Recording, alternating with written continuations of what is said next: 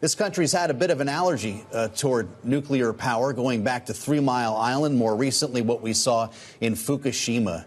Are the new demands from data centers and AI, new demands for power on our grid, enough to increase the appetite here in the U.S. to start making new ones? Well, I think you pose a great question, and I think that the answer is yes. We need an all-of-the-above energy plan that provides not just for the growing energy needs that we see right now, but also for the future, whether that's data centers or AI or, a more electrification of whatever, vehicles and others.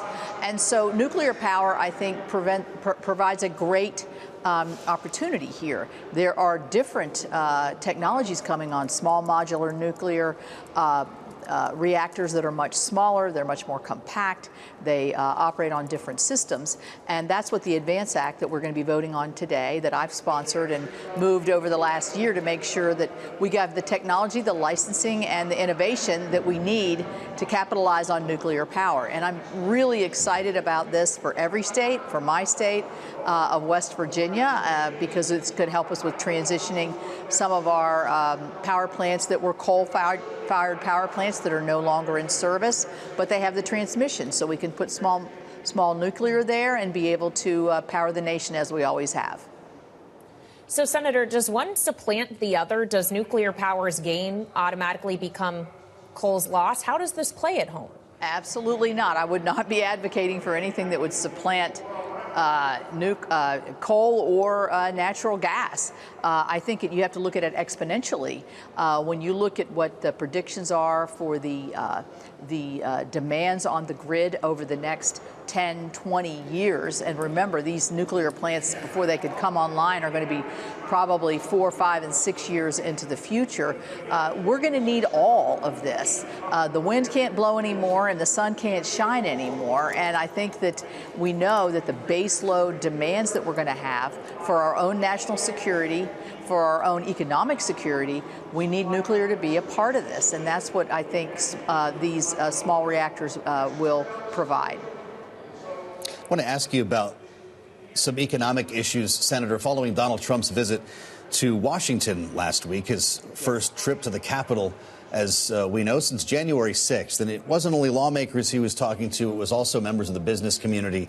And his ideas to put an across-the-board 10% global tariff on goods has been floated as a way to offset the cost of tax cuts. It's something that we talked about earlier today here on Bloomberg with Mick Mulvaney, the former acting White House chief of staff in the Trump administration. Here's what he thought about this proposal.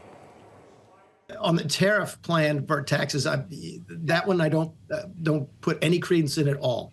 The idea of raising tariffs to get rid of the income tax, that was a throwaway line. It takes you. I've talked to the policy people inside the Trump policy team.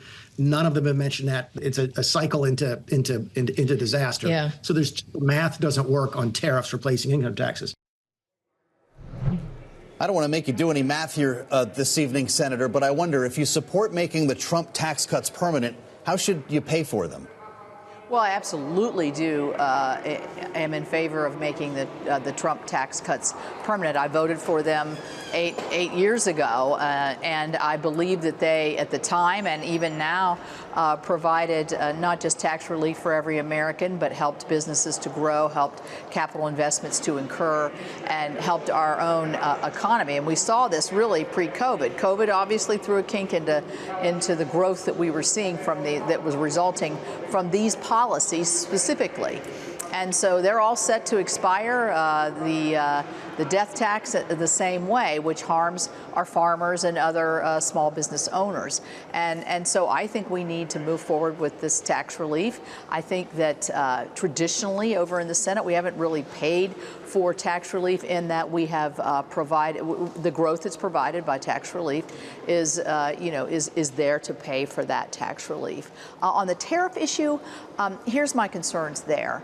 Every time you place a tariff on a good, and I think we've obviously had steel tariffs that I've supported and aluminum and others that I'm very supportive of because of the uneven trade practices.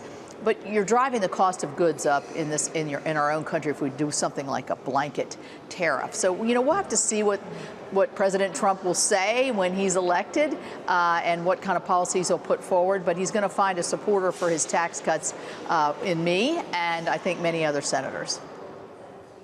Well, Senator, the Committee for a Responsible Federal Budget suggests that if those were to be made permanent, it would add $4 trillion to the deficit. And just today, we've learned from the Congressional Budget Office that their estimate for the deficit this year has gone up 27% to almost $2 trillion.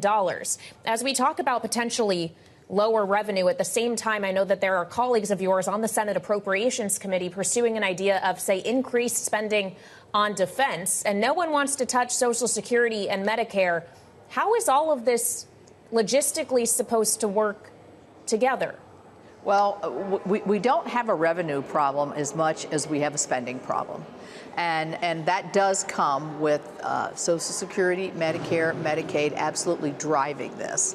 What I think that takes is a moment in history and in time that we saw in the 1980s with President Reagan, where we sit down at the table and not just create a commission to have suggestions, but we actually look at ways for the long term we can preserve those very valuable programs, and we can also preserve them for the long term. That absolutely needs to occur, and it hasn't. It has not occurred.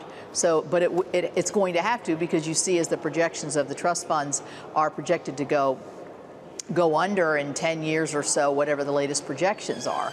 In terms of the deficit, what was announced today, the $1.9 trillion deficit, which is $400 billion more than was originally predicted in February. Well, almost all of that extra $400 billion is because the president alleviated student debt.